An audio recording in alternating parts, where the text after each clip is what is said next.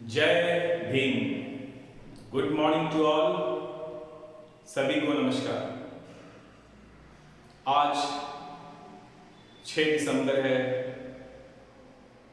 और आज के ही दिन डॉक्टर बाबा साहेब आम्बेडकर, डॉक्टर भीमराव रामजी आम्बेडकर, इनका दिल्ली में सोते हुए अवस्था में निधन हो गया था। आज के ही दिन बाबा साहेब आम्बेडकर महापरिनिर्वाण को प्राप्त हुए थे, इसलिए 6 दिसंबर को हम लोग महापरिनिर्वाण दिवस के रूप में जानते हैं। तो सबसे पहले मैं बाबा साहेब आम्बेडकर जी को अपनी भावभीनी श्रद्धांजलि अर्पित करता हूं। मैं अपने और सागर एजुकेशनल चैनल की तरफ से बाबा साहेब आम्बेडकर जी को विनम्र श्रद्धांजलि अर्पित करता हूं और बच्चों के लिए मैं कुछ उनके बारे में, उनके परिवार के बारे में फैक्ट्स बताना चाहता हूं, क्योंकि कई लोग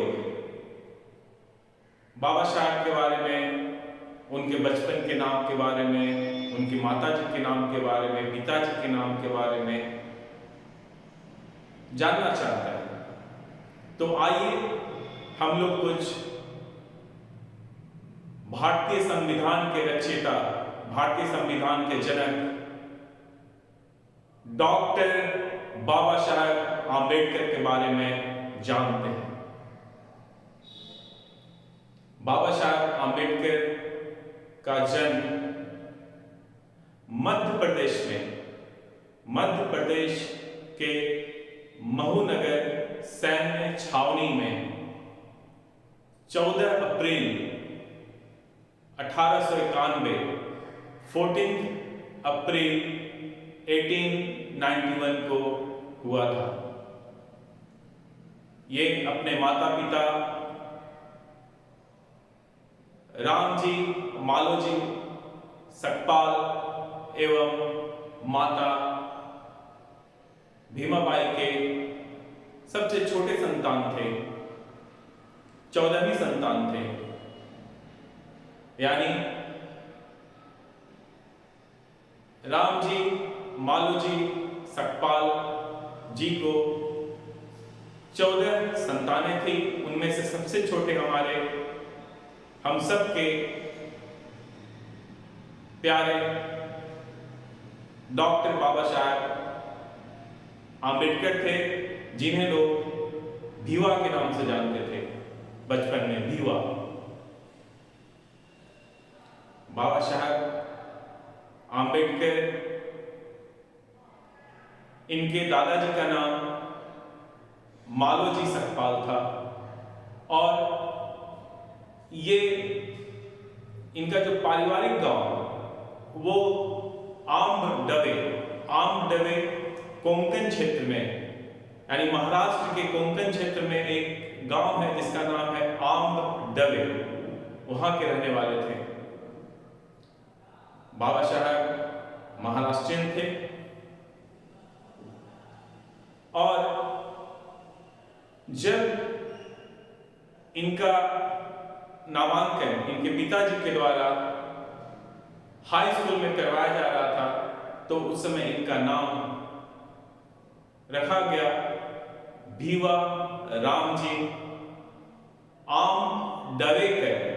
यानी जब आप महाराष्ट्र में जाएंगे तो वहां जो गांव का नाम होता है तो उसमें कर ऐड करके सरनेम या उपनाम रखा जाता है।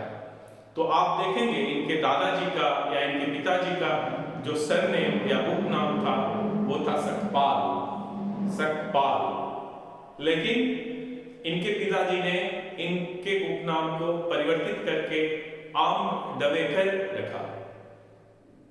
और इनका नाम उस समय था धीवा। ठीक है, चूंकि बाबा साहब आंबेडकर पढ़ने में इतने अच्छे थे तो इनके शिक्षक, इनके टीचर इनसे काफी स्नेह रखते थे। और उसमें खास करके एक टीचर थे जिनका नाम था कृष्णा केशव आम्बेडकर।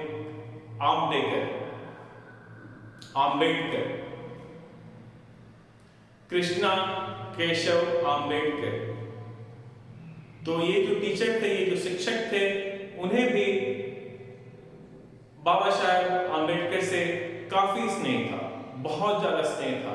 आम्बेडकर जी भी ने, बाबा साहब आम्बेडकर जी भी अपने शिक्षक को काफी सम्मान देते थे और सम्मान स्वरूप ही बाबा साहब आम्बेडकर जो थे वो अपने गुरु, अपने शिक्षक का सरनेम, उपनाम लेते हुए आम्बेडकर हो गए, यानी भीमराव रामजी आम्बेडकर। ठीक है, यानी इन्होंने अपना उपनाम और सरनेम अपने शिक्षक से सम्मान स्वरूप लिया था। उन्हें सम्मान देने के लिए इतना ज्यादा बाबा साहब आम्बेडकर अपने शिक्षकों के प्रिय थे, उनसे उनको लगाव था, इतना सम्मान करते थे। बाबा साहब आम्बेडकर के बारे में आप बहुत कुछ जानते हैं। फिर आप जब देखेंगे अंतिम अवस्था में इनकी काफी तबीयत खराब रहने लगे और दिल्ली में ही आप जब देखेंगे, लेकिन निधन के कुछ माह पहले बाबा साहब आम्बेडकर को बौद्ध धर्म से काफी लगाव था। वो अक्सर बौद्ध धर्म के बारे में पढ़ते थे, जानकारी प्राप्त करते थे। जो बौद्ध धर्म के सिद्धांत थे वो उन्हें बहुत प्रिय थे। तो बाबा साहब आम्बेडकर 14 अक्टूबर 1956 को बौद्ध धर्म को अपना लिया, यानी 14 अक्टूबर 1956 को बाबा साहब ने बौद्ध धर्म ग्रहण किया। इनकी तबीयत बहुत खराब रहती थी, तो दिल्ली में ही नींद की ही अवस्था में सोते हुए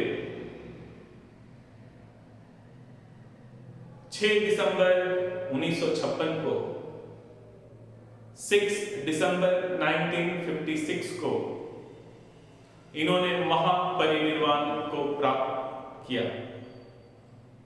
बाद में इनके पार्थिव शरीर को मुंबई, उस समय बंबई हुआ करता था, जो अभी मुंबई है, लाया गया और समुद्र के किनारे दादर में बौद्ध धर्म के रीति रिवाज के अनुसार इनकी अंतिम संस्कार की गई। आज वो भूमि जहां पे इनका अंतिम संस्कार किया गया था उसे हम लोग चैत्य भूमि के नाम से जानते हैं।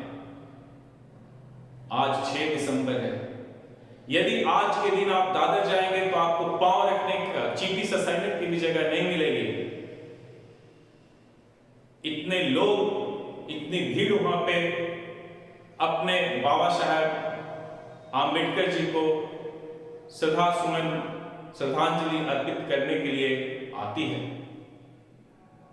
तो दादर में ही आपका चैत्य भूमि है, और यदि मौका मिले आप जब उस चैत्य भूमि में जाएंगे तो आपको पता है मुंबई में कितनी बहुत ज्यादा, मुंबई में आप कह लो अशांति तो नहीं कहेंगे लेकिन बहुत भीड़ है वहां। लेकिन यदि आप चैत्य भूमि में जाएंगे तो वहां पे बहुत शांति का आप अनुभव करेंगे। आप शांत चित्त होकर वहां पे रह सकते हैं। इतनी अच्छी अनुभूति वहां पे आपको मिलेगी। तो इसके साथ ही मैं फिर से महामानव डॉक्टर भीमराव रामजी आंबेडकर जी को भावभीनी श्रद्धांजलि अर्पित करता हूं। धन्यवाद।